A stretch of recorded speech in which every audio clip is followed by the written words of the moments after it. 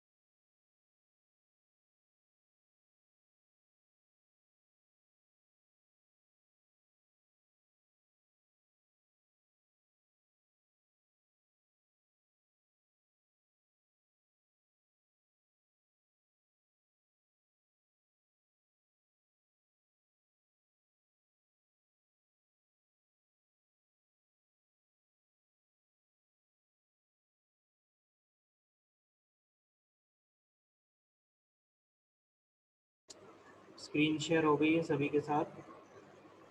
Yes, sir. ठीक, चलिए start करते हैं। लास्ट क्लास में हमने introduction to lexical analyser start कर दिया था, है ना? उसमें हमने डिस्कस किया था what are tokens, pattern and lexemes. ठीक है, विथ एग्जांपल इसको डिस्कस किया था। ठीक है, और एक दो एग्जांपल भी हमने देखे थे। शॉर्ट टेस्ट सभी ने सबमिट कर दिया था? Yes, sir. Yes sir. ठीक है ना, चलिए तो आज हम फिर आगे बढ़ते हैं इसको। ठीक है, ये एग्जांपल हम ऑलरेडी डिस्कस कर चुके हैं और इस पे 2-3 एग्जांपल मैं डिस्कस कर लिया हूँ, तो मेरे ख्याल से आप इसमें कुछ डिस्कशन का नहीं है। तो अब हम आगे बढ़ते हैं कि लेक्सिकल एनालाइजर अब क्या करता है। सबसे पहले अब हमने एक सोर्स प्रोग्राम था जिसमें सेट ऑफ कुछ हमारे टोकन्स में वो डिवाइडेड है, हमारा सेट ऑफ प्रोग्राम, है ना। तो टोकन्स को हमने किन बेसिस पे कैटेगराइज करा है? On the basis of identifier, keyword, operator, special symbol, constant. ठीक है, ये हमारे क्या करेंगे, इनके बेसिस पे हम टोकन्स को आइडेंटिफाई करेंगे। फिर अब उसके बाद क्या होता है, नेक्स्ट जो चीज़ आती है which is input buffering. What lexical analyser does is input buffering. Input buffering क्या होता है कि लेक्सिकल एनालाइजर क्या करता है, it scans the input from left to right, one character at a time. ठीक है, कैसे स्कैन करता है वो देखिए। It uses 2 pointers, one is begin pointer and second is forward pointer. ठीक है, सभी को आवाज आ रही है ना मेरी क्लियर? Yes, sir. ठीक है, क्या करता है हमारा लेक्सिकल एनालाइजर, क्या करता है, 2 पॉइंटर यूज करता है। ठीक है, बिगिन पॉइंटर और एक फॉरवर्ड पॉइंटर। ठीक है, इनिशियली क्या होता है, इनिशियली हमारा यहाँ पे फर्स्ट जगह दोनों पॉइंटर रहेंगे। ठीक है, begin pointer and forward pointer initially दोनों जगह रहेंगे। जैसे जैसे हमारा लेक्सिकल एनालाइजर उसको स्कैन करता है, किसको, इनपुट स्ट्रिंग को। ठीक है, तो फॉरवर्ड पॉइंटर क्या होता है, आगे मूव हो जाता है। ठीक है, फिर ये आगे मूव होगा, फिर ये आगे मूव होगा। कब तक मूव होता रहेगा ये? जब तक एंड ऑफ स्ट्रिंग नहीं हो जाएगी। क्लियर है? तो इस तरीके से एक स्टेटमेंट स्कैन है गया। लेकिन अब इसमें बहुत सारी चीजें होती हैं। क्या होता है कि अब वो स्कैन तो कर रहा है, टोकन्स कैसे आइडेंटिफाई करेगा इसके बेसिस पे? तो हम क्या करते हैं, हमने याद है लास्ट क्लास में देखा था पैटर्न्स होते हैं, ठीक है? क्या होगा, जैसे आई एन टी, है ना, ये क्या है, एक सीक्वेंस ऑफ लेटर्स है, ठीक है? तो लेक्सिकल एनालिसिस में क्या हो रहा है, ये सीक्वेंस आइडेंटिफाई हो रहा है, पैटर्न है। अब क्या होगा नेक्स्ट, जब यहाँ पे आएगा फॉरवर्ड पॉइंटर, तो उसे क्या दिखेगा, ब्लैंक स्पेस। क्या दिखेगा, वाइट स्पेस या ब्लैंक स्पेस। इसका क्या मतलब है कि यहाँ पे एक पैटर्न यहाँ पे एंड हो रहा है, ठीक है? यहाँ पे क्या हो रहा है, एक पैटर्न एंड हो रहा है। तो वो क्या करेगा, इस पर्टिकुलर जो पार्ट को स्कैन किया है उसको as a separate token identify कर ले, या एक लेक्सीम की तरह उसको आइडेंटिफाई करेगा। और क्या करेगा, एक बफर में जाके उसको स्टोर कर देगा, बफर में उसको स्टोर कर देगा। क्लियर है? फिर नेक्स्ट के पास जाएगा, नेक्स्ट उसे एनकाउंटर हुआ, क्या है, आई। आई के बाद क्या हुआ, यहाँ पे फॉरवर्ड पॉइंटर ने आई को स्कैन किया, नेक्स्ट आया तो उसे एक दूसरा सिंबल मिला, ठीक है? तो ये क्या है, हमारा एक स्पेशल सिंबल है, कॉमा। तो मतलब क्या हो गया, दोनों में डिफरेंस है, दोनों के पैटर्न में डिफरेंट है। तो अगेन उसने क्या किया, एक और सेपरेट आइडेंटिफाई किया, उसको भी क्या करेगा, बफर में ऐड कर देगा। तो अभी क्या किया उसने, अभी इतने पार्ट में जितना स्कैन किया उसने क्या करे, दो डिफरेंट टोकन्स आइडेंटिफाई कर लिए, ठीक है? आईएनटी एक था, तो इस केस में हमारा सी लैंग्वेज की अगर बात करें तो आईएनटी क्या हो जाएगा, एक कीवर्ड हो जाएगा हमारा, और आई क्या हो जाएगा, एक वेरिएबल यानी एक आइडेंटिफायर हो जाएगा। आ रहा है ये समझ में कि इनपुट बफरिंग किस तरह हो रही है? यस और नो? Yes, sir. समझ में आ रहा है?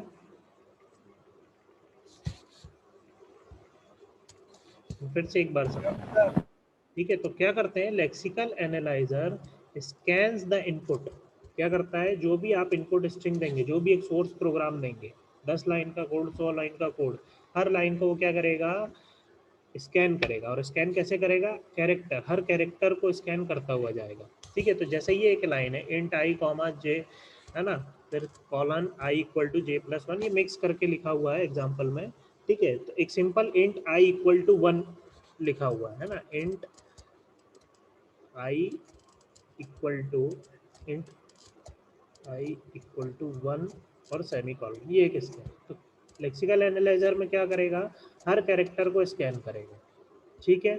और फिर जैसे ही उसे कोई डिफरेंट पैटर्न आइडेंटिफाई होगा, ठीक है, जैसे हमारे इस केस में क्या हो रहा है, आई सबसे पहले वो इनिशियली क्या करेगा, एक बिगिन पॉइंटर लगाएगा और एक फॉरवर्ड पॉइंटर लगाएगा, ठीक है?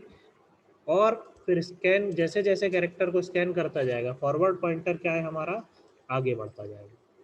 जैसे जैसे फॉरवर्ड पॉइंटर आगे बढ़ेगा, जैसे यहाँ पे टी पे पहुँच गया, अब जब नेक्स्ट आइडेंटिफाई करेगा, यहाँ पे उसको क्या दिखेगा, ब्लैंक स्पेस, ब्लैंक स्पेस। और अभी तक क्या पैटर्न चल रहा था, sequence of letters, sequence of alphabets, ठीक है?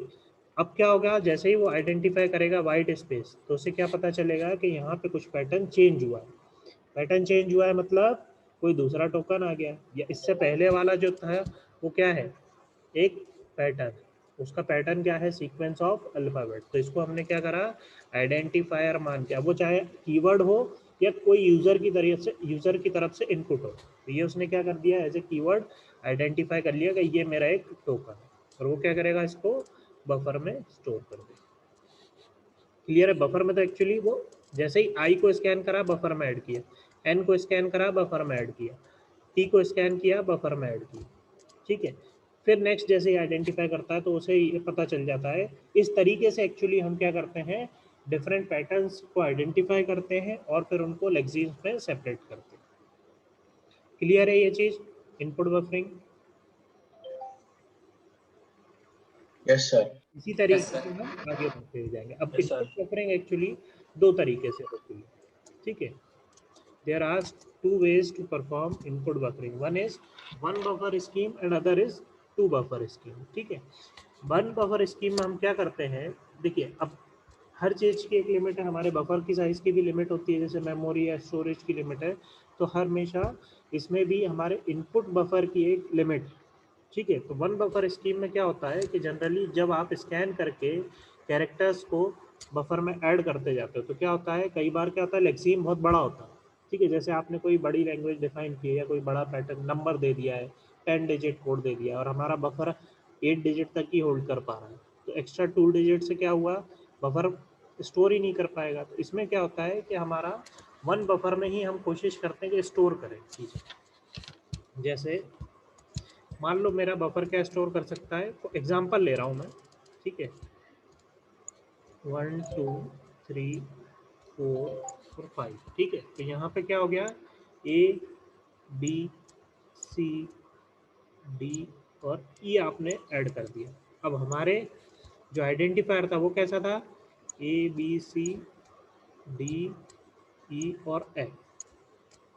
ठीक है, अब है तो बफर मेरे पास एक ही, अब मुझे एक एफ को और स्कैन करके ऐड करना है बफर में, लेकिन मेरा बफर तो फुल हो गया। अब इस केस में मैं क्या करूँगा, तो क्या करते हैं हम पहले एक बार डेफिनेशन देखते हैं क्या है। Okay, in this scheme only one buffer is used to store the input string, but the problem with this scheme is that if lexeme is very long, lexeme किसको हम बोलते हैं, जो पैटर्न्स सेम पैटर्न्स होते हैं, tokens, ये हम discuss कर चुके हैं लेक्सीम किसको बोलते हैं। इसमें किसी को डाउट है क्या, पता चले मैं लेक्सीम बोले जा रहा हूँ और किसी को समझ नहीं आ रहा है कि लेक्सीम किसको बोल रहे हैं।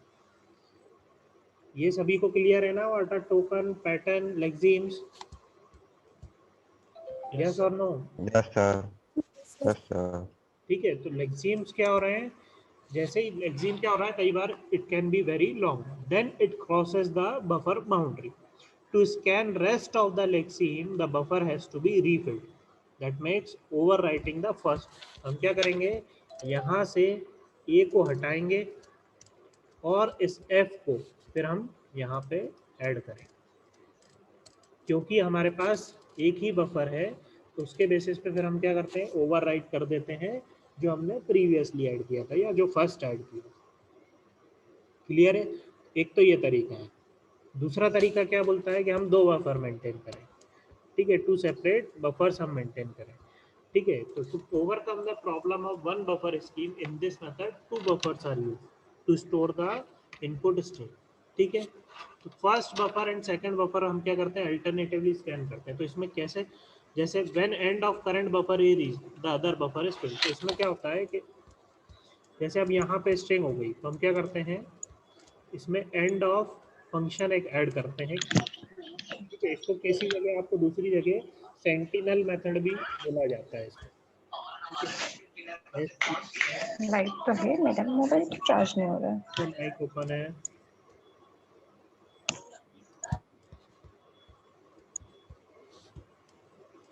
म्यूट कर लें सभी। ठीक है, तो इस मेथड को हम टू बफर मेथड को सेंटिनल मेथड भी बोलते हैं। क्यों, ये जो आप एंड ऑफ फंक्शन लगाते हैं इसी को हम क्या बोलते हैं, सेंटिनल। बेसिकली ये क्या करता है, एक लिमिट के बाद कुछ पैटर्न्स आइडेंटिफाई करने के बाद उसमें लगा देगा एंड ऑफ फंक्शन कि आपको फर्स्ट वाले बफर में यहाँ तक ऐड करना है, उसके बाद आप सेकंड वाले बफर में भरना स्टार्ट कर दीजिए, भले ही थोड़ा सा वो खाली रह जाए तो भी चलेगा।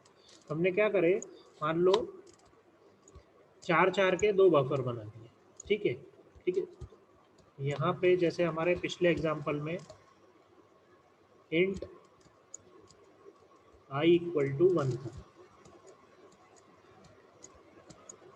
ठीक है, अब मैंने क्या किया, इंट, अब मेरे पास 4 ही है तो i आएगा, n आएगा, t आएगा। अब इसके बाद मान लो i के बदले यहाँ 2 कैरेक्टर होते तो दोनों एक साथ नहीं आ पाते, यहाँ पर मैं इसको a b कर देता हूँ। ठीक है, अगर वो आइडेंटिफाई करता तो ए यहाँ पे आता और फिर क्या होता, बी नहीं आ पाता, तो उसके बदले हम क्या करते हैं, यहाँ पे स्कैन करते टाइम यहाँ पे हम क्या करते हैं, एंड ऑफ फंक्शन को लगा देते हैं। ठीक है, इसके बाद क्या होगा, एक और बफर हम मेंटेन करेंगे यहाँ और उसमें बाकी के टोकन्स या लेक्सीम्स को उसमें हम ऐड करेंगे। तो यहाँ पे आ जाएगा मेरा ए और बी, फिर उसके बाद क्या आइडेंटिफाई हुआ, इक्वल टू और 1। अब क्या हो गया, इसमें भी अब दोनों बफर फुल हो गए। उसके बाद फिर आप अगर दोनों बफर भी फुल हो जाते हैं फिर आप वापस से ओवरराइट कर लो। तो यहाँ पे आई को हटा के आप क्या कर दोगे, यहाँ पे सेमी कॉलन लगा दो। क्लियर है? Yes sir. सभी को समझ में आ रहा है क्या चल रहा है? Is it clear Yes, too sir. All? तो जो फर्स्ट वन बफर स्कीम में जो प्रॉब्लम थी कि आप एक बफर में क्या हो रहा है, सेम ही टोकन को आपको क्या करना पड़ रहा था, ओवरराइट करना पड़ रहा था। ठीक है, तो उस चीज को बस उस डिसएडवांटेज को दूर करने के लिए हम टू बफर स्कीम लगाते हैं, जिसमें कि हम क्या करते हैं, एंड ऑफ फंक्शन लगा देते हैं। अगर हमें लगता है इसमें, अब ये कैसे पता चलेगा कि एंड ऑफ फंक्शन कहाँ लगाना है, ये इनिशियली थोड़ा सा आपको देखना पड़ेगा कि पैटर्न अगर एंड हो गया है तो आप, और आपको लगा रहा है कि बफर में आगे एक या दो स्पेस ही बची है, तो आप एंड ऑफ फंक्शन लगा के सेकेंड बफर में अल्टरनेटिवली उसको ऐड कर दीजिए। क्लियर है? These are the two input buffering scheme that are used during the lexical analysis phase.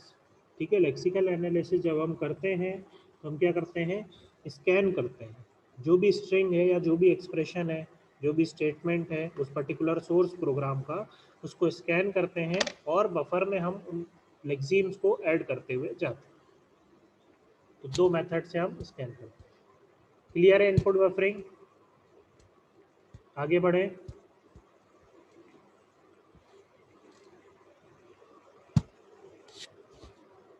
Yes sir.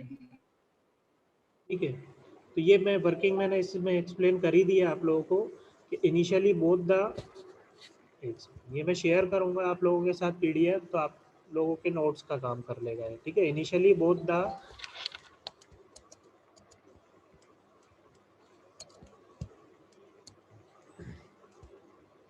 beginning pointer and forward pointer are pointing to the first character of the first buffer. Then the first pointer moves towards right in search of end of lexeme. As soon as blank character is recognized, the string between beginning pointer and first pointer is identified as corresponding token. तो हम क्या करते हैं, उसको एक corresponding token identify कर लेते हैं। ठीक है, तो identify the boundary of first buffer, end of buffer character place should be. अब अगर हमें एंड ऑफ बफर आइडेंटिफाई करना है तो हम क्या करते हैं, ईओएफ फंक्शन को ऐड कर देते हैं। तो इनिशियल वाले में जो वन बफर स्कीम है उसमें इसमें ना भी ऐड करें तो भी चलता है, क्योंकि हमारा बफर ऑटोमेटिकली उसको ओवरराइड कर लेगा अगर एंड भी आ जाएगा। लेकिन सेकेंड वाले केस में क्या होता है, when first pointer encounters first end of function, then one can recognize end of first frame and hence filling up second buffer is start। ठीक है, जो कि हमने इनपुट के बाद EOF लगाया था, ये उस केस के लिए है कि अगर EOF आइडेंटिफाई होता है तो क्या करता है, सेकेंड वाले बफर में स्टार्ट कर देता है फिल कर।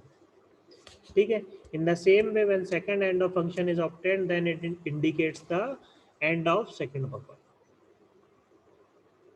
क्लियर है?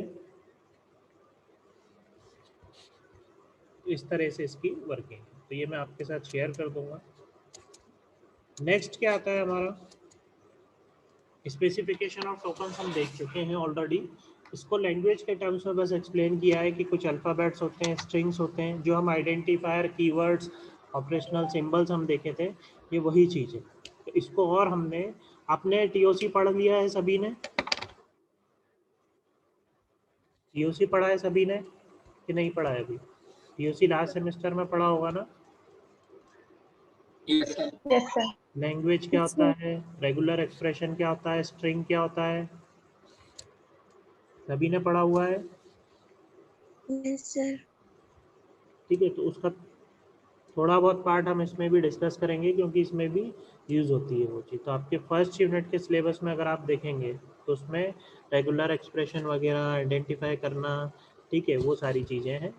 ठीक है, तो वो थोड़ा सा हम डिस्कस करेंगे। ठीक है, तो उन्हीं के बेसिस पे बेसिकली हमने स्पेसिफिकेशन ऑफ टोकन्स को अल्फ़ाबेट्स, स्ट्रिंग्स, स्पेशल सिंबल्स जैसे अर्थमेटिक सिंबल हो गए, पंक्चुएशन हो गए, assignment, special assignment, comparison, pre processor, location specifier, logical operators, ठीक है, जैसे एंड सिंबल, और सिंबल, नॉट सिंबल, ठीक है, शिफ्ट ऑपरेटर, ये सारे किस में आ जाएंगे, हमारे स्पेशल सिंबल्स के अंदर, ठीक है। फिर एक लैंग्वेज क्या होती है, पढ़ा होगा आप लोगों ने टीओसी में, क्या होता है, कोई बताएगा, what is a language?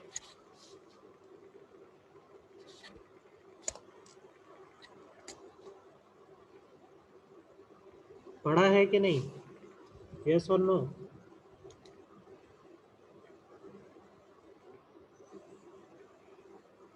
Yes sir. क्या पढ़ा है बताइए, कुछ याद है कि नहीं है? Sir, set of set of strings, और स्ट्रिंग्स क्या होते हैं हमारे?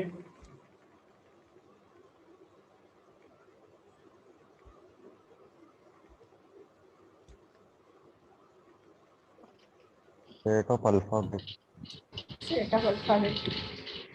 यहीं पे लिखा हुआ है, language is considered as a finite set of string, finite set है, ऐसा नहीं है कि आप अनलिमिटेड, अगर मैंने एस ए बी लिखा है, ए और बी कैरेक्टर्स को कंटेन कर रहा है, finite set of string over some finite set of alphabets, ठीक है। अब इसमें हम कंपाइलर डिजाइन में एक लॉन्गेस्ट मैच रूल भी देखते हैं, क्या होता है longest match rule? When the lexical analyser read the source code, it scans the code letter by letter, and when it encounters a white space, operator symbol or any other pattern, it decides that a word is complete, ठीक है। तो ये identify करता है। नीचे दिए गए एक एग्जांपल को आप लोग मुझे एक्सप्लेन करेंगे। एक एग्जांपल है इंट वैल्यू, ठीक है, वो वैल्यू भी कुछ भी चलो, इक्वल टू 1 या इक्वल टू 10 स्टोर की गई है। तब अगर स्कैन होगा इसका तो किस तरीके से स्कैन होगा, ये आप लोग मुझे थोड़ा सा एक्सप्लेन करके बताइए। इससे ये भी पता चलेगा कि कितने लोग पढ़ रहे हैं, कितने लोग नहीं पढ़ रहे हैं। ये एक एग्जाम्पल है, दिख रहा है सभी को, इंट इंट वैल्यू। कंपाइलर जब इसको स्कैन करेगा, कैसे स्कैन करेगा और क्या आउटपुट आएगा स्कैन करने के बाद? लेक्सिकल एनालिसिस फेज में जब आउटपुट होगा क्या आएगा उसका, बताइए।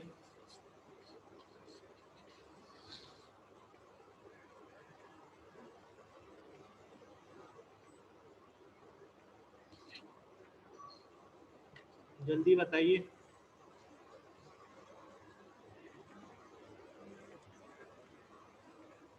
आप लोग अपना कॉपी पेन लेकर बैठा करिए और उसमें प्रैक्टिस करके मुझे बताइए कि क्या होगा इसका, बताइए जल्दी, तब फिर हम आगे बढ़ते हैं।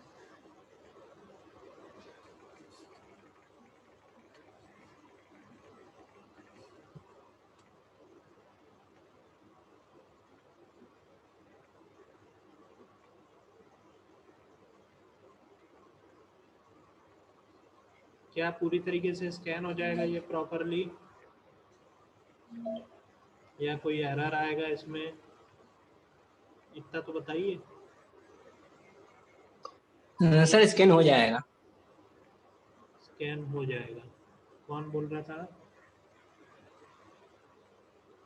अपना नाम भी बोल दिया करें। सर रोहित भाटी। हाँ रोहित, स्कैन हो जाएगा। और कोई?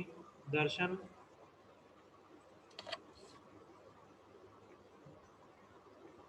Yes sir. स्कैन हो जाएगा कि नहीं होगा, कि कुछ एरर देगा? अभिनव? सर हो जाएगा। सर हो जाएगा स्कैन। भाग्यश्री, आप कह रहे हैं हो जाएगा? Yes sir. देखिए अपन इसको करके देखते हैं, चलिए। इनिशियली क्या होगा, बिगिनिंग पॉइंटर भी आई पे है और फॉरवर्ड पॉइंटर भी आई पे है,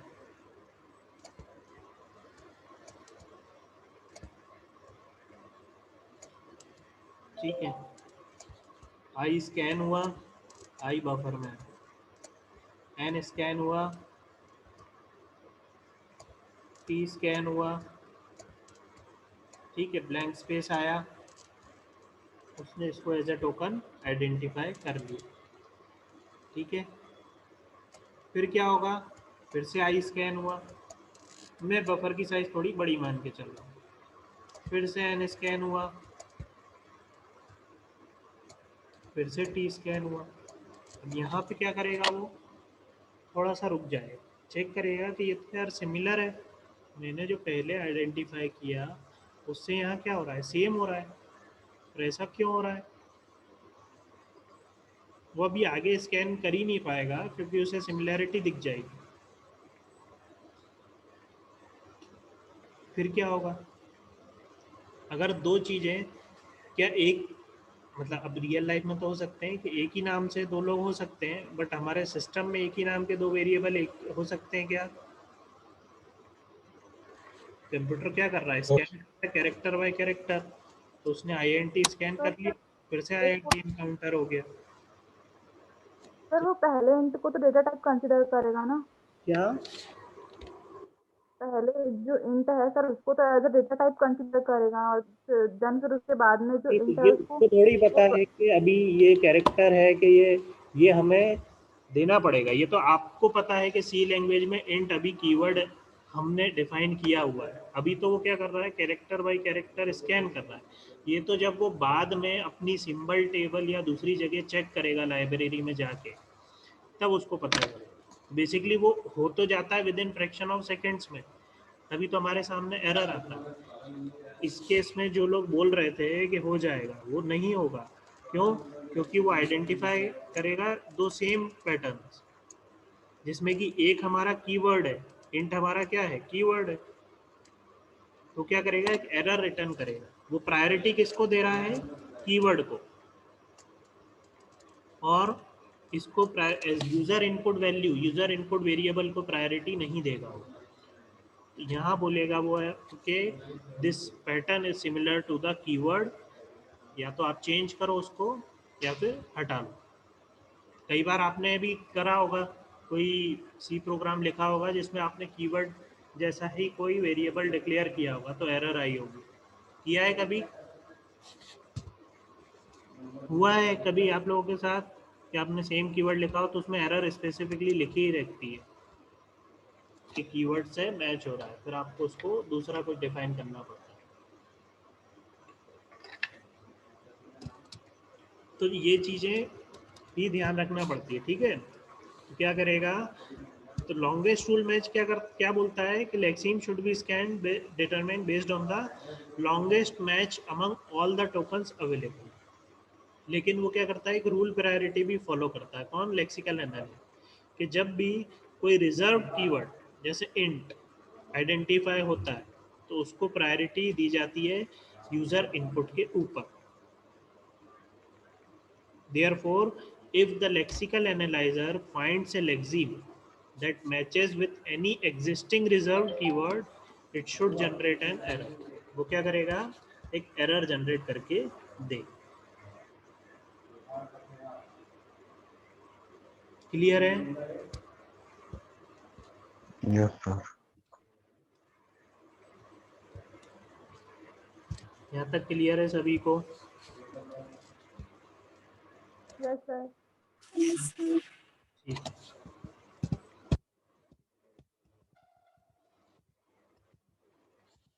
ठीक है, तो इसमें किसी को कुछ डाउट है तो डिस्कस कर लीजिए मुझसे। और एक बार मीटिंग एंड होने के पहले कैमरा ऑन कर लीजिए अटेंडेंस के लिए।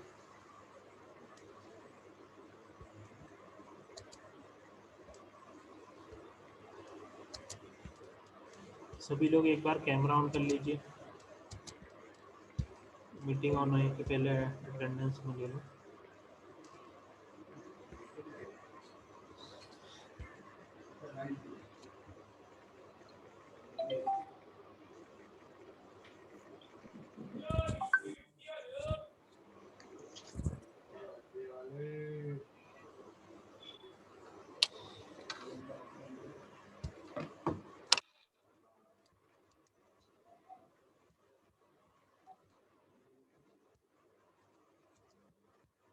एक सेकंड है ना, होल्ड करिए।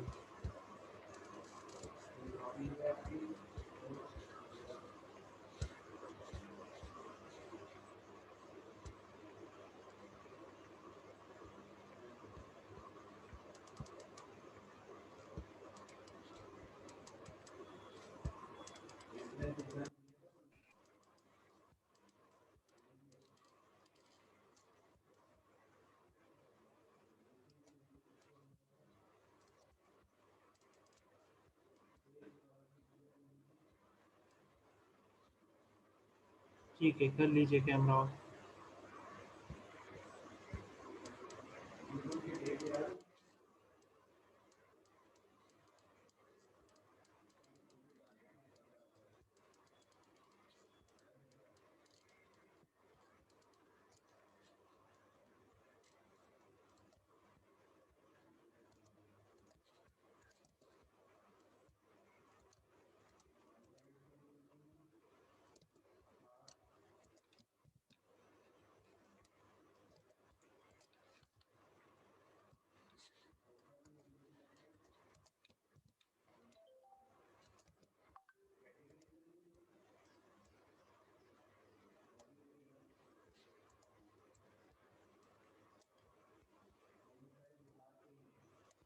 ठीक है,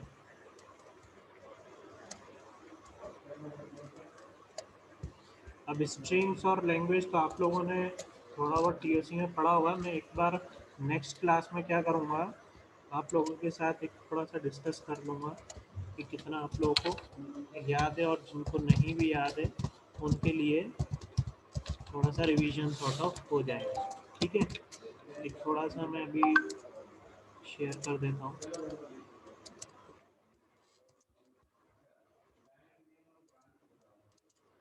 मीटिंग अगर ऑटोमेटिकली एंड हो जाए तो फिर हम नेक्स्ट क्लास में कंटिन्यू करेंगे। ठीक है,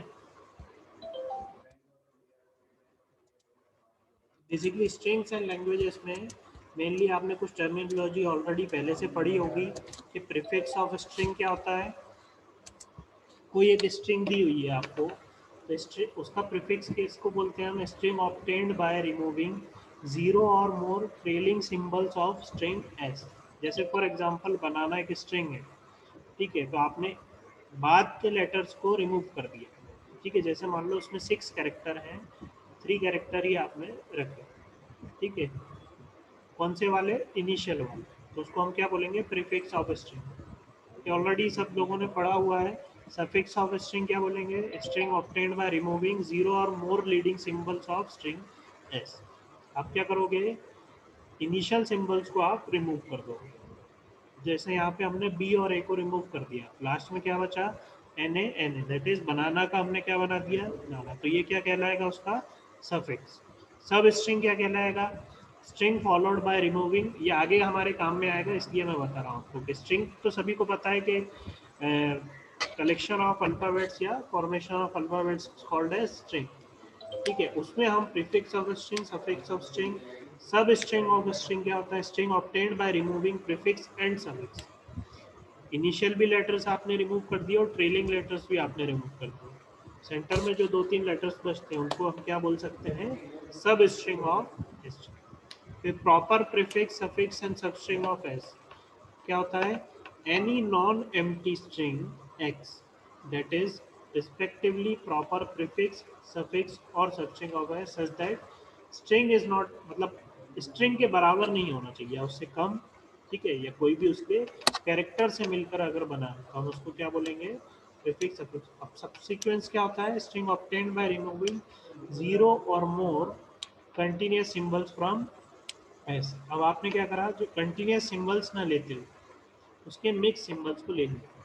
ठीक है, ये कुछ अच्छा, ऐसा कोई है जिसने ये सब पहले नहीं पढ़ा हुआ है, तो मैं डिटेल में डिस्कस करूं फिर इन चीज़ों को एग्जांपल के साथ में, कि सबने एक एक बार तो पढ़ा हुआ है पहले। क्या बोलते हैं, कुछ तो बोलिए।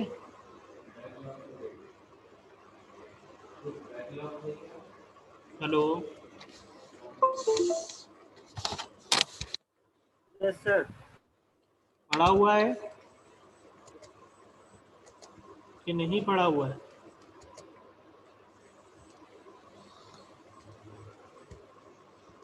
हाँ या ना, कुछ तो बोलिए। मेरी आवाज आ रही है सभी को क्लियर?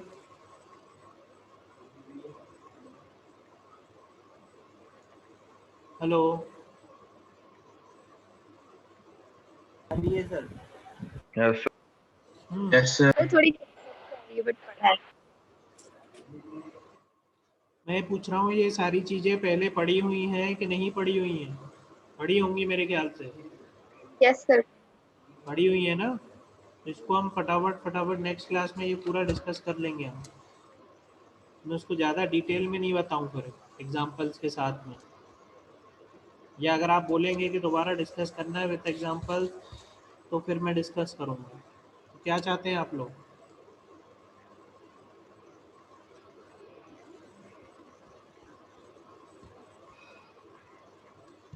क्या चाहते हैं बताइए।